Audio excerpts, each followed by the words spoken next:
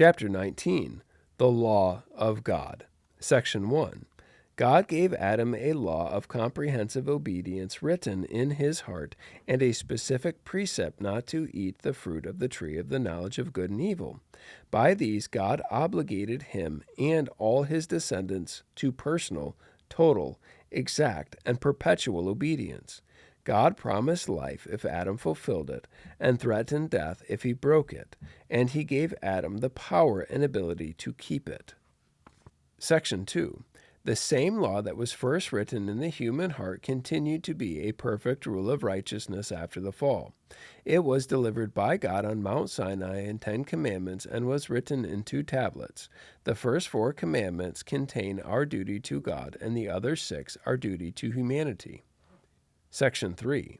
In addition to this law, usually called the moral law, God was pleased to give the people of Israel ceremonial laws containing several typological ordinances. In some ways, these concerned worship by prefiguring Christ, his graces, actions, sufferings, and benefits. In other ways, they revealed various instructions about moral duties. Since all of these ceremonial laws were appointed only until the new order arrived, they are now abolished and taken away by Jesus Christ. As the true Messiah and only lawgiver, he was empowered by the Father to do this. Section 4. To Israel he also gave various judicial laws, which ceased at the same time their nation ended.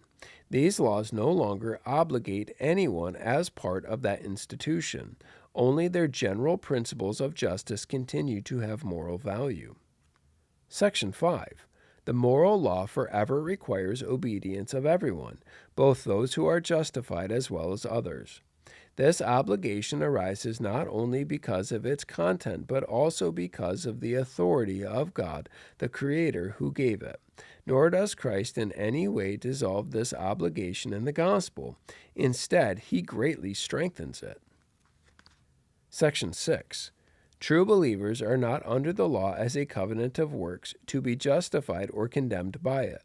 Yet it is very useful to them and to others as a rule of life that informs them of the will of God and their duty. It directs and obligates them to live according to the precepts. It also exposes the sinful corruptions of their nature, hearts, and lives. As they examine themselves in light of the law, they come to further conviction of, humiliation for, and hatred of sin, along with a clearer view of their need for Christ and the perfection of his obedience. The law is also useful to the regenerate to restrain their corruptions because it forbids sin.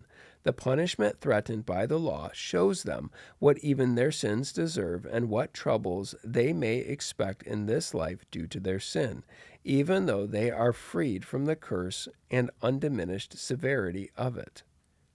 The promises of the law likewise show them God's approval of obedience and the blessings they may expect when they keep it, even though these blessings are not owed to them by the law as a covenant of works.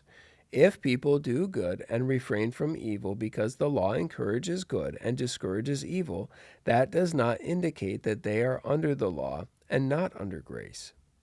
Section 7. These uses of the law are not contrary to the grace of the gospel, but are in sweet harmony with it. For the Spirit of Christ subdues and enables the human will to do freely and cheerfully what the will of God as revealed in the law requires.